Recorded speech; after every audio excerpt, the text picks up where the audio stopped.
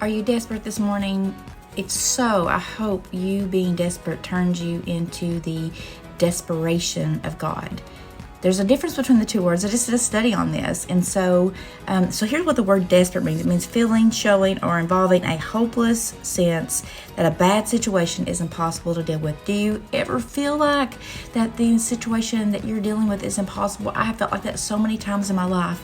And I think about the woman with the issue of blood, as she had an impossible situation for 12 years. She had bankrupted herself.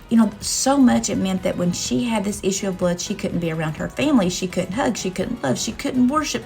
She felt desperate. But what happened? Because she was a desperate woman, it turned into desperation. And desperation means this: a state of despair, typically on which the result is rash and extreme behavior.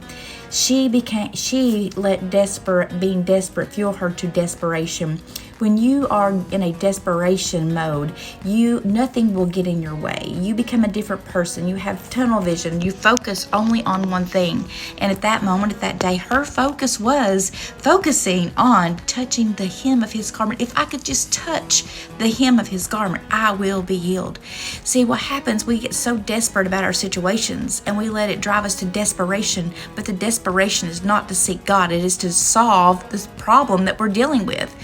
Today, I want you to think about where you are. If you're in a desperate situation, one that seems hopeless and helpless, let it turn into desperation, but make it for God. Make God be the only thing that you're driving for. If you could just get to that secret place with Him, if you could just get to that intimate moment with Him, if you could just let Him speak to you, if you could slow down in that fact and let the world be drowned out by your desperation to God.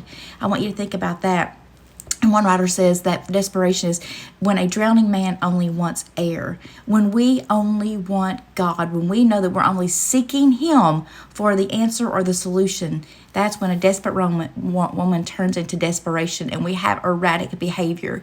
People may look at us like we are crazy, but there should be nothing to get in our way between us getting to God to get to the real solution of the real problem. So today, if you're desperate, I hope it turns into desperation.